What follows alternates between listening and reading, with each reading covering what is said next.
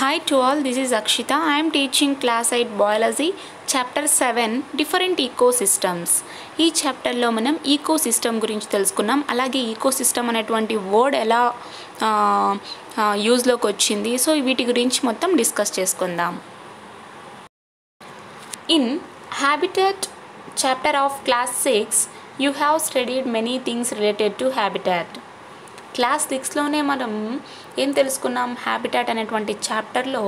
So related to habitat ఎన్నో things గురించి చదువుకున్నాం. Try to recall some of them. So ఇప్పుడు వాటిలో కొన్ని మనం రీకాల్ చేసుకోవాలి. The dwelling place for plants and animals is called habitat. అంటే ఏదైతే స్థలం ఉంటుందో, ఎక్కడ అనిమల్స్ అండ్ ప్లాంట్స్ ఎక్కడైతే నివాసం చేస్తాయో అటువంటి ప్లేస్ని మనం హ్యాబిటాట్ అంటాం. లైక్ హ్యూమన్ బీయింగ్స్ కూడా నివాసం ఉంటున్నాయి. So it is also called habitat. One habitat is shared by different types of plants and animals. ఒక నివాసంలో డిఫరెంట్ టైప్స్ ఆఫ్ ప్లాంట్స్ ఉంటాయి, అలాగే అనిమల్స్ కూడా ఉంటాయి. సో ఇవన్నీ షేర్ చేసుకుంటాయి అన్నమాట. There are different living and non living things in one habitat. ఒక్కొక్క నివాసంలో లివింగ్ థింగ్స్ ఉండొచ్చు, అలాగే నాన్ లివింగ్ థింగ్స్ కూడా ఉండొచ్చు. Try to add more such points to your list. So ఇక్కడ ఈ నివాసంలో హ్యూమన్ బీయింగ్సే ఉండొచ్చా, లేదా నాన్ లివింగ్ థింగ్స్ కూడా ఉంటాయి అంటే ఇక్కడ మీకు ఒక క్వశ్చన్ అనేది రైజ్ అవుతుంది. దాని గురించి చూద్దాం. This type of doubt may rise in your mind as well. So నివాసంలో ఓన్లీ హ్యూమన్ బీయింగ్స్ ఉంటాయా, అనిమల్స్ ఉంటాయా, సో ఇలా డిస్కస్ చేసుకున్నాం కదా. ఫర్ ఎగ్జాంపుల్ మనం వైల్డ్ అనిమల్స్తో కంపేర్ చేసుకున్నట్టయితే డొమెస్టిక్ అనిమల్స్ని, ఈ డొమెస్టిక్ అనిమల్స్ ఫారెస్ట్లోనూ ఉంటాయి, అలాగే మన హ్యూమన్ బీయింగ్స్లో ఉంటాయి. కానీ ఈ వైల్డ్ అనిమల్స్ని మాత్రం మనం జూలో అలాగే లేదా ఫారెస్ట్లో చూస్తుంటాం. కానీ మనతో పాటు నివాసిస్తుంటాయా అంటే మనతో పాటు అయితే ఖచ్చితంగా కాదు. సో వాటికంటూ హ్యాబిటాట్ వేరేలా ఉంటుంది. Let us try to understand how the ecosystem came into existence and in what way ecosystem is different from habitat. సరే, ఇప్పుడు మనం డిస్కస్ చేసుకున్నటువంటి టాపిక్ ఏంటి, డిఫరెంట్ ఈకోసిస్టమ్స్ అన్నాం. ఈ ఈకోసిస్టమ్ అనేటువంటి టర్మ్ ఎలా వచ్చింది, అలాగే ఈకోసిస్టమ్కు నివాసం అంటే హ్యాబిటాట్కు డిఫరెన్స్ ఎంత ఉందో చూద్దాం. అంతకన్నా ముందు మనం ఈకోసిస్టమ్ అంటే ఏంటో తెలుసుకోవాలి. So what is ecosystem? The word ecosystem was first used in 1935 by A.G. Tansley, a British botanist and ecologist, to describe a basic unit of nature. So ఒక నేచర్ యొక్క యూనిట్ని డిస్క్రైబ్ చేయడానికి అతను ఈకోసిస్టమ్ అనేటువంటి వర్డ్ని use చేశారు. ఎవరు? AG Tansley. ఇతను ఒక British botanist అలాగే ఈకోలజిస్ట్ అనమాట. ఎప్పుడు అంటే 1935లో ఈ ఈకోసిస్టమ్ అనేటువంటి వర్డ్ని యూజ్ చేశాడు. Tansley coined the word as a reduction of the term ecological system to ecosystem. ఈ ఈకోసిస్టమ్ ఎక్కడి నుంచి వచ్చిందంటే ఈకోలాజికల్ సిస్టమ్ నుంచి దాని రిడక్షన్, ఆ టర్మ్ని రిడక్షన్ చేస్తే మనకు ఈకోసిస్టమ్ వచ్చింది. సో అతను ఏం చెప్తున్నాడు అంటే ఈకోలాజికల్ సిస్టమ్నే మనం రిడక్షన్ చేసి యూజ్ చేస్తున్నటువంటి టర్మ్ ఏంటి అంటే ecosystem. According to him, nature works as a system in which organisms and their communities are profoundly influenced by many non-living environmental factors and vice versa. So ఈ టాన్స్లే ప్రకారము nature అనేది ఒక system లాంటిది. ఈ సిస్టంలో organisms అలాగే communities కూడా different non living environmental factors మీద ప్రభావం చూపిస్తున్నాయి అని చెప్తున్నారు. Prior to Tansley, many other ecologists had also worked on understanding the relationship between living things and their environment using different terms like habitat, biome, ecological system, etc. So ఈ టాన్స్లేతో పాటే ఇంకా మిగతా ఈకోలజిస్ట్ ఉంటారు కదా. సో వీళ్ళందరూ కూడా ఏం తెలుసుకోవాలనుకుంటున్నారంటే లివింగ్ థింగ్స్కు అలాగే వాళ్ళు ఉన్నటువంటి ఎన్విరాన్మెంట్కి మధ్య ఉన్నటువంటి రిలేషన్ ఎలా ఉంటుంది తెలుసుకోవాలని చెప్పి స్టడీ చేయడం స్టార్ట్ చేశారు. సో ఇక్కడ వాళ్ళు యూజ్ చేసినటువంటి టర్మ్స్ ఏంటి అంటే లివింగ్ థింగ్స్కు ఎన్విరాన్మెంట్కు ఉన్నటువంటి రిలేషన్షిప్ని స్టడీ చేయడానికి వాళ్ళు యూజ్ చేసినటువంటి టర్మ్స్ హ్యాబిటాట్ అని, బయోమ్ అని, ఎకలాజికల్ సిస్టమ్. సో ఈ విధంగా టర్మ్స్ యూజ్ చేయడం స్టార్ట్ చేశారు. Till the use of the term ecosystem, people were studying relationships in nature in separate units either at small level like habitat or at a larger level as biome. ఈ ecosystem term వాడుకలో రాకన్నా ముందు people వచ్చేసి నేచర్లో ఉన్నటువంటి inter రిలేషన్షిప్స్ని study చేసేవారు అనమాట. So ఈ studies ఎక్కడ జరిగేవంటే ఒకటి స్మాల్ లెవెల్ అంటే నివాసం ఉంటారు కదా, సో అటువంటి స్మాల్ లెవెల్లో కావచ్చు, లేదా బయోమ్ అంటే లార్జ్ లెవెల్లో. సో ఈ విధంగా ఇంటర్ రిలేషన్షిప్స్ అనేవి నేచర్లో ఎలా ఉన్నాయని చెప్పి స్టడీ చేయడానికి ప్రజలంతా స్టడీ చేసేవారు. కానీ ఈ వర్డ్ మనకు ఈకోసిస్టమ్ అనేటువంటి వర్డ్ టాన్స్లే అనే ఒక పర్సన్ వచ్చేసి ఆ ఈకోలాజికల్ సిస్టమ్ నుంచి మనకు రిడక్షన్ చేసి ఈకోసిస్టమ్ అనేటువంటి టర్మ్ని ప్రపోజ్ చేశాడు. Tansley was the first person to look at all these as a functional system. మొట్టమొదటి పర్సన్ ఎవరు అంటే టాన్స్లే అనమాట. సో ఇతనే టోటల్గా ఒక ఫంక్షనల్ సిస్టమ్గా చూసుకున్నాడు. Thus, all interrelationships are studied as parts of the ecological system. So ఇక్కడ ఇంటర్ రిలేషన్షిప్స్ గురించి స్టడీ చేస్తున్నారని చెప్పుకున్నాం కదా, ఇవన్నీ కూడా దేనికి సంబంధము ఈకోలాజికల్ సిస్టంలో ఒక భాగం అన్నమాట. డూ యూ నో, మీకు తెలుసా? In ecosystem we study about the changes occurring in the habitat like organisms moving away from the habitat to entering the habitat. So ఈకోసిస్టంలో మనం కొన్ని చేంజెస్ వల్ల అంటే హ్యాబిటాట్లో చేంజెస్ చూస్తూ ఉంటాం. ఎలా అంటే కొన్ని ఆర్గానిజమ్స్ వచ్చేసి ఒక్క నివాసం నుంచి మరొక నివాసంలోకి వెళ్తూ ఉంటారు. సో దీనికి రీజన్ ఏమై ఉంటుంది చూద్దాం. Now you would be able to understand that Venkatesh and Gayatri both are correct in their own ways. The habitat that Venkatesh talks about is a part of the larger ecosystem. ఇక్కడ గాయత్రి వెంకటేష్ల గురించి మనం ఇందాక ఒక పారా చదివాము. So ఇందులో వీళ్ళిద్దరూ ఏం మాట్లాడుకుంటున్నారంటే ఇక్కడ గాయత్రి వచ్చేసి పైన ఉన్నటువంటి ఈ డిస్కషన్ గురించి ఏంటి, ఈ డిఫరెంట్ ఈకోసిస్టమ్స్ అనేటువంటి చాప్టర్ కదా. సో ఈ చాప్టర్లో ఈ గాయత్రి అండ్ వెంకటేష్ ఏం డిస్కస్ చేసుకుంటున్నారంటే ఈ పిక్చర్ని చూసి లేదు, సో దే ఆర్ ఈకోసిస్టమ్, మా అంకుల్ చెప్పాడని చెప్పి గాయత్రి అంటుంది. కానీ వెంకటేష్ ఏమంటున్నాడు, pond and forest are habitats. So ఈ పాండ్ కావచ్చు లేదా ఫారెస్ట్ కావచ్చు, ఇవన్నీ కూడా ఏంటి, నివాసాలు, హ్యాబిటాట్స్ అని అంటున్నాడు. సో దీన్ని బట్టి ఎవరి ఆన్సర్ రైటో మనం చూద్దాం. ఎస్, ఇక్కడ వెంకటేష్ అండ్ గాయత్రి వచ్చేసి వాళ్ళ యొక్క ఓన్ వేస్లో వాళ్ళు చెప్పిన ఆన్సర్ అయితే right. The habitat that Venkatesh talks about is a part of the larger ecosystem. ఇక్కడ లార్జర్ ఈకోసిస్టమ్ యొక్క పార్ట్ ఏంటి, హ్యాబిటాట్. అంటే ఇక్కడ వెంకటేష్ చెప్పినాడు, ఏం చెప్పాడు, పాండ్ ఫారెస్ట్ వచ్చేసి హ్యాబిటాట్ అంటున్నాడు. Yes, in his own way the answer is correct. In the following section, we will try to understand the structure and function of the ecosystem. So ఇప్పుడు మనం ఏం తెలుసుకోబోతున్నామంటే structure of ecosystem and function of ecosystem గురించి తెలుసుకోబోతున్నాం. Lab activity. Structure of the ecosystem. From the discussion related to Venkatesh and Gayatri's doubt, we can conclude that there are several ecosystems around us. ఇందాక మనం ఆ ఫిగర్లు base చేసుకున్నట్టయితే వాళ్ళు ఏం చెప్తున్నారు, వెంకటేష్ గాయత్రి ఒక ఇన్ఫర్మేషన్ గురించి డిస్కస్ చేసుకుంటున్నాడు. ఏంటి అంటే ఈకోసిస్టమ్ గురించి.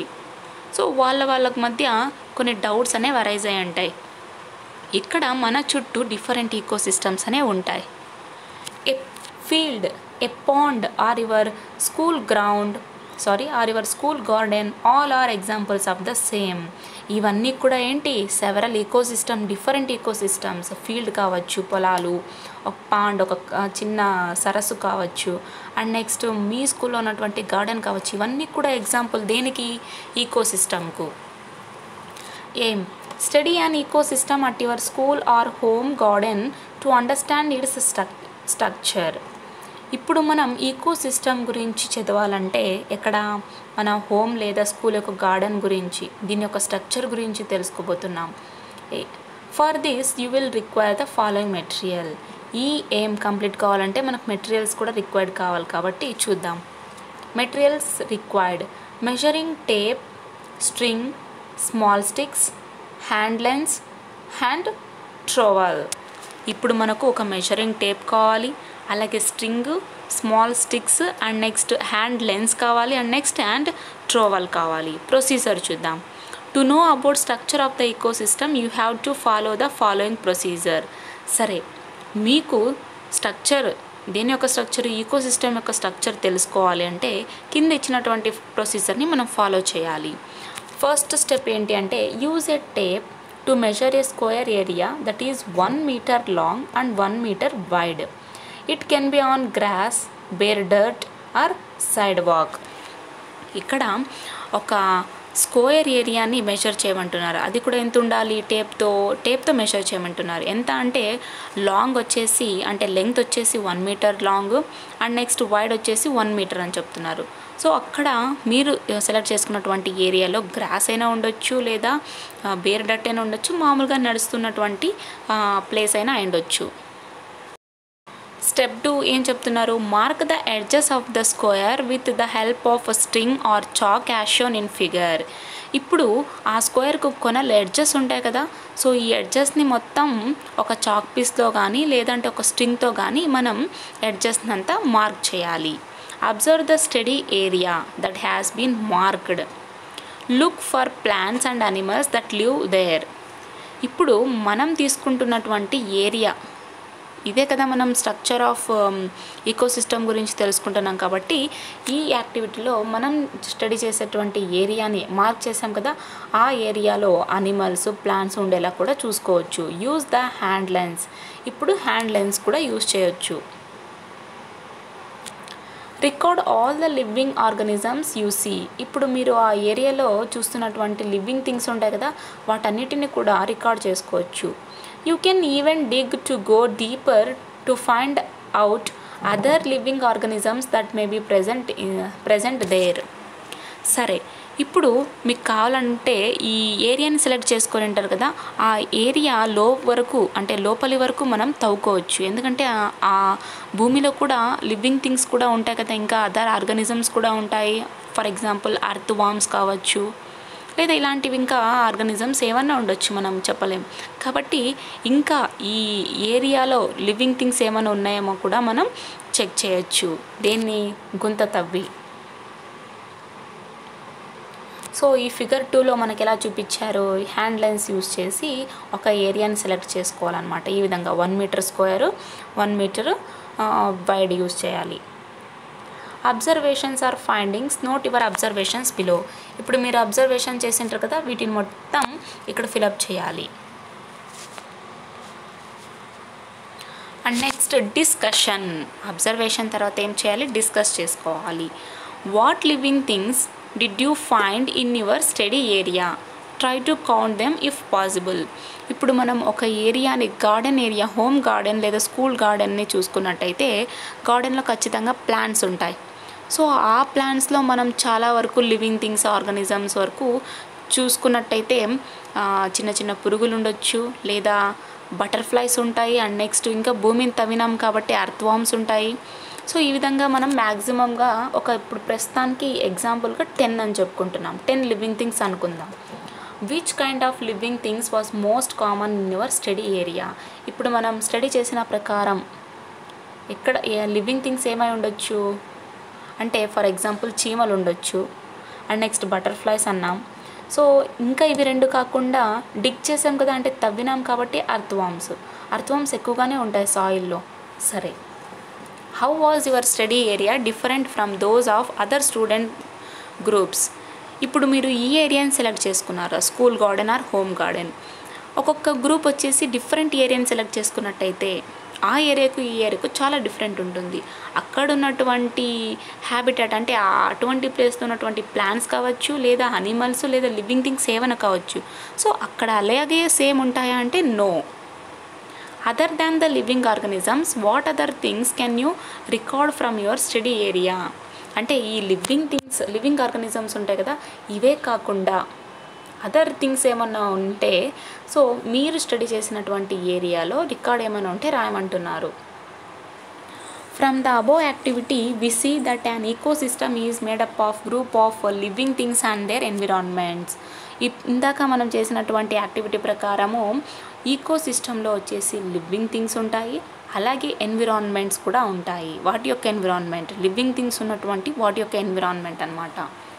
The living things like plants, animals and microorganisms are known as biotic components of the ecosystem. ఇక్కడ లివింగ్ థింగ్స్ ఏవేవి మనం సెలెక్ట్ చేసుకున్నటువంటి ఏరియా ఉంది కదా, apart from the human beings కాకుండా ప్లాంట్స్, అనిమల్స్, మైక్రో ఆర్గానిజమ్స్ ఇవన్నీ కూడా ఈకోసిస్టమ్ యొక్క బయోటిక్ కాంపోనెంట్స్ అన్నమాట. Where has like soil, water, sunlight etcetera are called as abiotic components of the ecosystem. అంటే ఇక్కడ ఈ సిస్టంలో ఉన్నటువంటివి సాయిల్, వాటర్, సన్లైట్ ఎక్సెట్రా ఇవన్నీ ఉన్నాయి కదా, ఇవన్నీ కూడా ఈకోసిస్టంలో ఉన్నటువంటి అబయోటిక్ కాంపోనెంట్స్. సో ఇందాక మీరు చెప్పుకోవచ్చు living things, especially living things గురించి మాట్లాడుతున్నాం అంటే ఏమొస్తాయి, ప్లాంట్స్ కావచ్చు, animals, micro organisms and next except human beings. ఎందుకంటే మనం సెలెక్ట్ చేసుకున్నటువంటి ఏరియా 1 మీటర్ కాబట్టి దాని గురించి డిస్కస్ చేసుకుంటున్నాం. సో ఈ యాక్టివిటీ ప్రకారం మనం ఏం చెప్పుకుంటున్నాం, living things like plants and animals ఇవన్నీ కూడా ఈకోసిస్టంలో ఉన్నటువంటి బయోటిక్ కాంపోనెంట్స్. అలాగే సాయిల్, సన్లైట్, వాటర్ ఇవన్నీ కూడా ఈకోసిస్టంలో ఉన్నటువంటి abiotic components. All these organisms live together and interact with one another in many ways. ఇక్కడ మైక్రో ఆర్గానిజమ్స్ మీద ప్లాంట్స్ డిపెండ్ అవుతాయి అండ్ నెక్స్ట్ ప్లాంట్స్ మీద అనిమల్స్ డిపెండ్ అవుతూ ఉంటాయి అండ్ నెక్స్ట్ ఈ అనిమల్స్ మీద హ్యూమన్ బీయింగ్స్ డిపెండ్ అవుతాయి, ఈ అనిమల్స్ మీద హ్యూమన్ బీయింగ్స్ కూడా డిపెండ్ అవుతాయి. సో ప్లాంట్స్ మీద కూడా హ్యూమన్ బీయింగ్స్ డిపెండ్ అవుతాయి కదా. సరే, ఇంటర్ రిలేటెడ్ అనేది ఉంటుందన్నమాట. Interdependence between the biotic components. బయోటిక్ అంటే ఏంటి, లివింగ్ ఆర్గానిజమ్స్. సో వీటి మధ్య ఇంటర్ డిపెండెన్స్, ఒకదాని మీద ఒకటి డిపెండ్ అవుతూ ఉంటాం. ఈ ఫిగర్ చూడండి. సో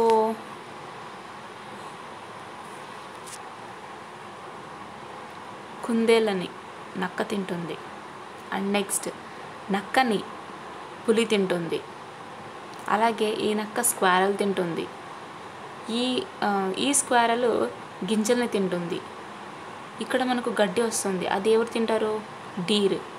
క్యారెట్స్, ఈ క్యారెట్స్ని ర్యాబిట్ తింటుంది. సో ఈ ర్యాబిట్ని ఫాక్స్, ఈ ఫాక్స్ని టైగర్ అండ్ నెక్స్ట్ ఈ ర్యాబిట్ని ఈగల్, గద్ద కూడా తింటుంది, పాము కూడా తింటుంది. సో ఇవన్నీ ఇంటర్ రిలేటెడ్ అనమాట, inter dependence. What do the arrows in the figure indicate? ఈ ఫిగర్లో మనకు యారోస్ చూపించారు కదా, ఇవన్నీ అంటే ఒకదాని మీద ఒకటి ఇంటర్ డిపెండెంట్ అయి ఉంటుంది. Trace the path from grass to tiger. ఇప్పుడు గ్రాస్ నుంచి టైగర్ వరకు ఒక పాత్ని ట్రేస్ చేయమంటున్నారు. You may trace out other paths as well. మీకు గ్రాస్ నుంచి టైగర్కు ఇంకా డిఫరెంట్ పాత్స్ కూడా వస్తాయి. ఫర్ ఎగ్జాంపుల్ చూద్దాం మనం. ఇక్కడ మనం గ్రాస్ నుంచి ఎక్కడికి వెళ్ళాలి, ఈ టైగర్ లేదా లయన్ దగ్గర వరకు వెళ్ళొచ్చు. అంటే ఇక్కడ మనకు ఒకే వే ఉందా అంటే ఈ గ్రాస్ని ఎవరు తింటారు, డీర్ తింటుంది. ఈ డీర్ వచ్చేసి టైగర్ ఇలా డైరెక్ట్గా తింటుంది అండ్ నెక్స్ట్ ఈ గ్రాస్ని ర్యాబిట్ తింటుంది. ఈ ర్యాబిట్ ఎవరు తింటారు, మళ్ళీ ఇక్కడ టైగర్ అండ్ నెక్స్ట్ ఈ గ్రాస్ని ర్యాబిట్ అండ్ నెక్స్ట్ ర్యాబిట్ని ఎవరు, ఈగల్ మనకు టైగర్కు దొరకదు కాబట్టి పాత్ రాంగ్. నెక్స్ట్ గ్రాస్ ఇంకా ఏం తింటుంది, సో ఈ విధంగా డీర్, ఈ డీర్ ఎవరు తింటారు, బీర్ తింటుంది. సో ఈ విధంగా మనకు డిఫరెంట్ పార్ట్స్ అనేవి వస్తాయి.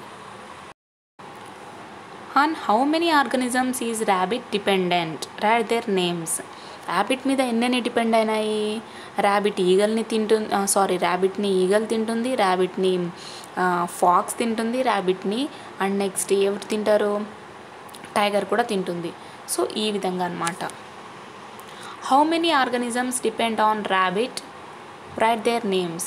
ఇప్పుడు ర్యాబిట్ మీద కేవలం డిపెండ్ అయినటువంటి ఆర్గానిజమ్స్ ఏంటి, ఒకటి ఈగలు అండ్ నెక్స్ట్ లేదా ఫాక్స్ లేదా tiger. we know that there is a feeding relationship between plants and animals. So ఇప్పుడు మనం చూసినట్టయితే ఇక్కడ ఫీడింగ్ రిలేషన్షిప్ ఉంది, దేనికి, ప్లాంట్స్ అండ్ అనిమల్స్కు. Along with this we can see an interdependence between plants and animals for space, reproduction, shelter etcetera as well. So దీనితో పాటే ఇందాక మనం చెప్పుకున్నాం కదా ఈ ఫీడింగ్ రిలేషన్షిప్తోనే దాంతో పాటే ప్లాంట్స్కు అనిమల్స్కు ఒక ఇంటర్ డిపెండెన్స్ అని ఉందన్నమాట. దేనికి స్పేస్ కావచ్చు, రిప్రొడక్షన్ కావచ్చు, లేదా షెల్టర్కు, ఈ విధంగా కూడా ఉందన్నమాట. From where does plants get their food?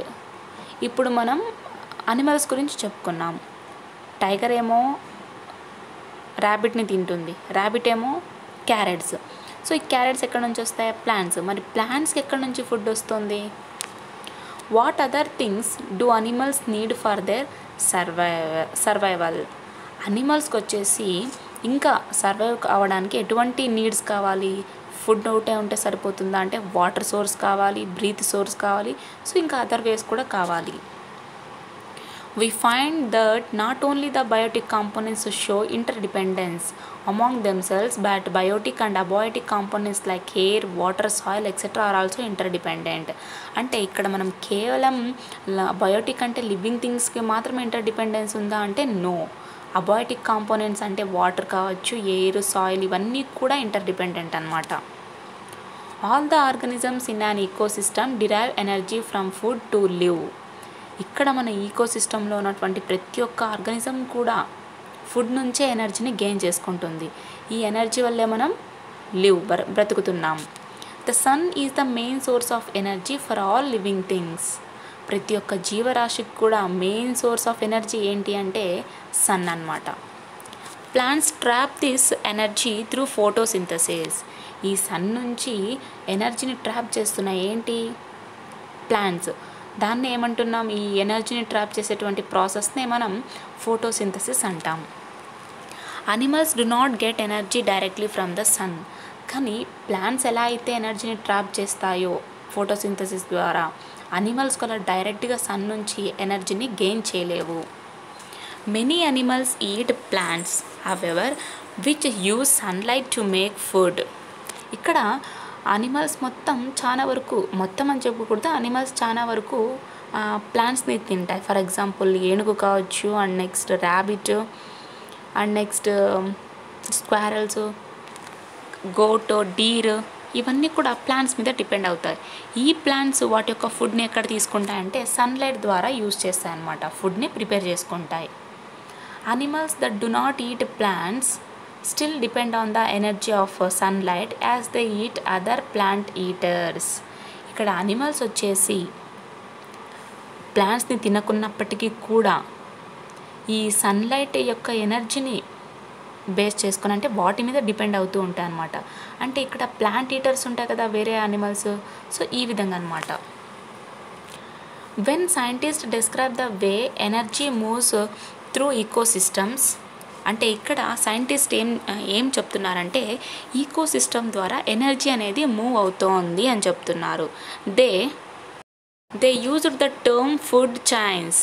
So వాళ్ళే దీనికి ఒక పేరు ఏం పెట్టారంటే ఫుడ్ చైన్ అటువంటి టర్మ్ని యూజ్ చేశారు. ఏ ఫుడ్ చైన్ హ్యాస్ 3 levels. ఈ ఫుడ్ చైన్లో వచ్చేసి 3 levels ఉంటాయి. Several plants, algae, etc. use sunlight to make their food and are called producers. ఇక్కడ ప్లాంట్స్ కావచ్చు, అలాగే ఆల్గే, సో వీటితో పాటు ఇంకా కొన్ని ఉన్నాయి. ఇవన్నీ కూడా ఫుడ్ని ప్రిపేర్ చేయాలంటే సన్లైట్ని యూజ్ చేసుకుంటాయి అన్నమాట. సో అందుకని చెప్పి వీటిని ప్రొడ్యూసర్స్ అని అంటాం. Consumers eat other living things and get there energy from them. ఇక్కడ కన్జ్యూమర్స్ ఉంటాం కదా, అంటే ఈ ఫుడ్ని తీసుకునే వాళ్ళం.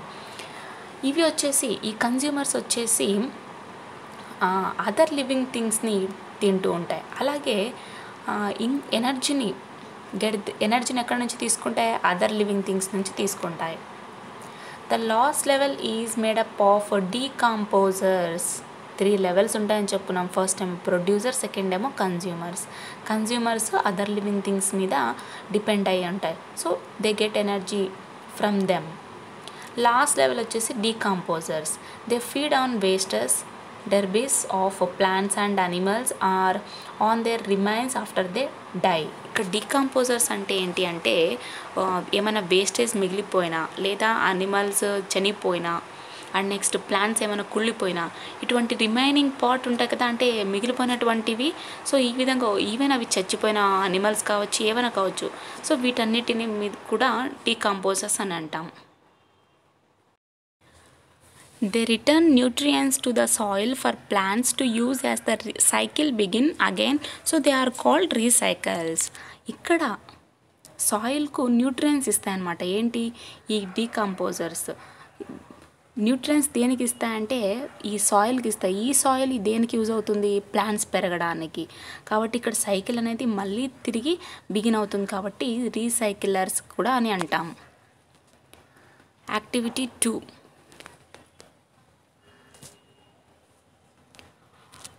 ఈ పిక్చర్ని చూసినట్టయితే ఇక్కడ వీటన్నిటిని కూడా మనం ఏమంటాం? ప్రొడ్యూసర్స్ అండ్ నెక్స్ట్ కన్జ్యూమర్స్ అని అంటాం. సో అండ్ నెక్స్ట్ ఇవి డీకంపోజర్స్గా చెప్పుకోవచ్చు. Observe the food web given above figure. Now answer the following questions. ఇప్పుడు మనం పైన చూసినటువంటిదంటే ఏంటి? It's not a food chain, it is a food web. So food వెబ్కు మనం ఇందాక చెప్పుకున్నటువంటి ప్రొడ్యూసర్స్ అని అండ్ నెక్స్ట్ కన్జ్యూమర్స్, డీకంపోజర్స్ అని చెప్పుకున్నాం. సో ఫుడ్ వెబ్లో మనం అలా డివైడ్ చేయకూడదు. సో ఫుడ్ చైన్కు మాత్రమే డివైడ్ చేయాలి. కాబట్టి it is a food web. Which are the producers in the food web? ఇక్కడ ఫుడ్ వెబ్లో ప్రొడ్యూసర్స్ ఏమున్నాయి? These are the producers. And next which are consumers? Where does the food web start from? సరే, consumers ఎక్కడున్నాయి, అలాగే food web ఎక్కడ start అయింది? So these are the consumers. Food web ఎక్కడి నుంచి స్టార్ట్ అయిందంటే ప్రొడ్యూసర్స్ నుంచి స్టార్ట్ అవుతుంది first. Name the organisms where the food web ends. ఇక్కడ మనకు ఫుడ్ వెబ్ అనేది ఎక్కడైతే ఎండ్ అయిందో అక్కడ ఆర్గానిజమ్స్ నేమ్స్ చెప్పమంటున్నారు. సరే చూద్దాం. మనకు ఎండ్ అయినటువంటి ఆర్గానిజం ఏంటి అంటే లయన్ అన్నమాట. సో లాస్ట్ మనకు ఫుడ్ లెవెల్లో ఎండ్ అయినటువంటి organism lion. What happens when plants and animals die in a food web? ఒకవేళ ఇక్కడ ప్లాంట్స్ అనిమల్స్ అనేవి చచ్చిపోయినట్టయితే లేకున్నట్టయితే ఫుడ్ వెబ్ మనకు వస్తుందా అంటే నో. ఎందుకంటే ప్రొడ్యూసర్స్ మీద రిమైనింగ్ అనిమల్స్ డిపెండ్ అవుతాయి, రిమైనింగ్ అనిమల్స్ మీద సో డీకంపోజర్స్ లెవెల్లో ఉన్నటువంటి అనిమల్స్ డిపెండ్ అవుతాయి. కాబట్టి ఇక్కడ అనిమల్స్ ప్లాంట్స్ లేకున్నట్టయితే ఇంకా మనకు డీకంపోజర్స్ ఎలా సర్వైవ్ అవుతాయంటే no. Changes in the ecosystem. ఇప్పుడు ఈకోసిస్టంలో చేంజెస్ ఎలా ఉన్నాయో చూద్దాం. ఇందాక మనం స్ట్రక్చర్ ఆఫ్ ద ఈకోసిస్టమ్ చూసాం. నా ఇప్పుడు చేంజెస్ ఇన్ ఈకోసిస్టమ్ చూస్తున్నాం. Organisms affect their environments to meet their needs. ఇక్కడ వాటి యొక్క అవసరాలకు తీర్చుకోవడానికి, ఎవరి యొక్క అవసరాలు? ఆర్గానిజమ్స్ యొక్క అవసరాలు తీర్చుకోవడానికి ఎన్విరాన్మెంట్కు మనం ఏం చేస్తున్నాం? అఫెక్ట్ చేస్తున్నాం. Usually the changes they cause are small and help in keeping the ecosystem stable. ఇక్కడ ఇవన్నీ చేంజెస్ కూడా ఏం జరుగుతుందంటే కేవలం తక్కువగానే ఉంది, కానీ ఈకోసిస్టమ్ను కాపాడుకోవడానికి ఇదొక చేంజెస్, గుడ్ చేంజెస్ అన్నమాట. అంటే ఇప్పుడు కేవలం ప్లాంట్స్ ఒకటే ఉంటే ఈ ప్లాంట్స్ని తినడానికి ఇంకా అనిమల్స్ కావాలి. ఈ అనిమల్స్ సర్వైవ్ కావాలి అంటే డీకంపోజర్స్ కూడా సర్వైవ్ కావాలి. డీకంపోజర్స్ సర్వైవ్ కావాలంటే అనిమల్స్ కావాలంటే ప్లాంట్స్. సో ఇలా అన్నమాట రీసైకిల్ అంతా. Some changes affect the other organisms. As animals eat plants or other animals, they reduce the number of organisms in their habitat. ఇక్కడ కొన్ని చేంజెస్ కొన్ని ఆర్గానిజమ్స్కు అఫెక్ట్ కలిగిస్తున్నాయి. ఏ విధంగా అంటే అనిమల్స్ వచ్చేసి కొన్ని ప్లాంట్స్ని తింటాయి, లేదా ఇంకా కొన్ని అనిమల్స్ని కూడా తింటాయి. అంటే వాళ్ళు ఉన్నటువంటి ఈ ఆర్గానిజమ్స్ ఉన్నటువంటి నివాసంలో నంబర్ ఆఫ్ ఆర్గానిజమ్స్ కూడా తగ్గిపోతున్నాయి. Because we are depending on the plants. So plants అనేవి తగ్గిపోతున్నాయి. అండ్ అగైన్ మమ్మల్ని అంటే హ్యూమన్ బీయింగ్స్ కాకుండా ఫర్ ఎగ్జాంపుల్ ఇప్పుడు ఒక అనిమల్గా మాట్లాడినట్టయితే లార్జ్ అనిమల్స్ మనల్ని తింటాయి, మనము ప్లాంట్స్ని తింటాం, ఈ విధంగా అన్నమాట. For example there are many insects in a birds habitat. ఇక్కడ ఇంకా ఏం చెప్తున్నారంటే బర్డ్స్ ఎక్కువగా నివాసం ఉంటాయి చూడు, అటువంటి స్థలాల్లో ఇన్సెక్ట్స్ ఎక్కువ ఉన్నట్టయితే when a bird eats insects, it helps keep the number of insects from getting two large. ఇక్కడ ఎప్పుడైతే బర్డ్ అనేది ఇన్సెక్ట్స్ని తింటుందో, కీటకాలని తింటుందో, ఇన్సెక్ట్స్ యొక్క నంబర్ ఉంటుంది కదా పెరగకుండా, సో పెరగడానికి కూడా ఛాన్స్ ఇస్తుంది. This helps keep the birds habitat. ఈ హెల్ప్ దేనికి అంటే బర్డ్స్ యొక్క హ్యాబిటాట్కు హెల్ప్ అవుతుంది. And whole ecosystem healthy and stable. So ఇప్పుడు ఈ కీటకాలనంతా బర్డ్స్ తినేసింది అనుకో, ఈకోసిస్టమ్ ఎలా ఉంటుంది? హెల్తీగా, స్టేబుల్గా ఉంటుంది. But when there are too many birds eating insects, కానీ ఒకవేళ ఈ ఇన్సెక్ట్స్ మొత్తాన్ని ఎక్కువగా పక్షులు తినేసాయంటే దే reduce the insects population quickly. ఇక్కడ ఈ ఈకోసిస్టంలో ఉన్నటువంటి ఇన్సెక్ట్స్ పాపులేషన్ మొత్తం బర్డ్స్ తినేస్తాయంటే వాటి యొక్క పాపులేషన్ తగ్గిపోతుంది. ఎవరి యొక్క population? Insects. In case of time there will not be enough food for the birds. So ఒకవేళ ఇలా మొత్తం ఒకేసారి కంప్లీట్ చేసేసానుకో బర్డ్స్కు ఫుడ్ అవైలబుల్గా ఉంటుందా అంటే నో, ఎందుకంటే బర్డ్స్ చాలా వరకు ఇన్సెక్ట్స్ని వీటిని తింటూ ఉంటుంది కాబట్టి. In this situation some birds leave the area or die and few younger birds will be born. ఇటువంటి సిచ్యువేషన్స్లో బర్డ్స్ వచ్చేసి ఒక్కొక్క చోటికి వెళ్ళడం కానీ లేదా చనిపోవడం కానీ జరుగుతున్నాయి. అలాగే వాటి యొక్క యంగ్ వన్స్కు గుడ్లు పెడుతుంటాయి కదా, సో ఈ విధంగా అన్నమాట బర్త్ కూడా ఇస్తుంటాయి. This brings the ecosystem back in to balance. So ఇలా ఒక చోట నుంచి వేరే చోటుకి వెళ్ళడం కానీ లేదా అవి మళ్ళీ మరణిస్తూ ఉంటాయి. అంటే ఆల్రెడీ యంగ్ వన్స్కు బర్త్నిచ్చాక మరణిస్తాయి కాబట్టి ఈకోసిస్టమ్ ఇలా కంటిన్యూ అవుతూనే ఉంటుంది, అలాగే బ్యాలెన్స్డ్గా ఉంటుంది. Ecosystem can also change quickly. Powerful storms, tsunamis, etc. can destroy ecosystem very quickly. Ecosystem అనేది తొందరగా చేంజ్ అవుతూ ఉంటుంది. ఇక్కడ స్టోమ్స్, వరదలు కావచ్చు, అండ్ నెక్స్ట్ తుఫానులు, అండ్ నెక్స్ట్ సునామీలు, ఇవన్నీ కూడా ఈకోసిస్టమ్ని తొందరగా నాశనం చేస్తాయన్నమాట. Humans are also instrumental in bringing about changes in ecosystem. ఈకోసిస్టంలో చాలా వరకు మార్పులు రావడానికి హ్యూమన్స్ కూడా ఒక ఇన్స్ట్రుమెంటల్ అని చెప్తున్నారు. ఎందుకంటే ఇప్పుడున్నటువంటి సిచ్యువేషన్లో మనకు మైండ్ అనేది బాగా పెరిగిపోయింది కాబట్టి మనం ఈకోసిస్టమ్కు ఎలాగో ఒక విధంగా మనం చేసేటువంటి పనులు వాటి మీద ప్రభావం చూపిస్తున్నాం. అంటే మోస్ట్లీ మనకు తెలియకుండానే మన నేచర్ని మనమే ఏం చేసుకుంటున్నాం? నాశనం చేసుకుంటున్నాం. Ecosystem can vary from a small plant to a dense forest. ఇక్కడ ఈకోసిస్టమ్ అంటే ఒక చిన్న ప్లాంట్స్, ఒక గార్డెన్ నుంచి ఒక పెద్ద డెన్స్ వరకు చాలా డిఫరెన్స్ ఉంటుంది. The biosphere is the largest ecosystem present on earth. ఇక్కడ మన ఎర్త్ మీద చూసుకున్నట్టయితే లార్జెస్ట్ ఈకోసిస్టమ్ ఏంటి అంటే బయోస్పియర్ అన్నమాట. It would be very difficult to study biosphere as a whole. అందుకే బయోస్పియర్ని మనం చదవాలంటే చాలా కష్టం. Hence ecologist classified ecosystem based on various aspects. కాబట్టి ఈకోలాజిస్ట్ ఉంటారు కదా, సో వేరియస్ ఆస్పెక్ట్స్ మీద బేస్ చేసుకుని ఈ ఈకోసిస్టమ్ని క్లాసిఫై చేశారు. Some such classifications are artificial and natural, temporary and permanent. ఇటువంటి క్లాసిఫికేషన్స్లో ఆర్టిఫిషియల్ అయి ఉండొచ్చు, న్యాచురల్ అయి ఉండొచ్చు, అండ్ నెక్స్ట్ టెంపరీ లేదా పర్మనెంట్ కూడా ఉండొచ్చు. సో మనం నెక్స్ట్ వీడియోలో టైప్స్ ఆఫ్ ఈకోసిస్టమ్ గురించి డిస్కస్ చేసుకుందాం.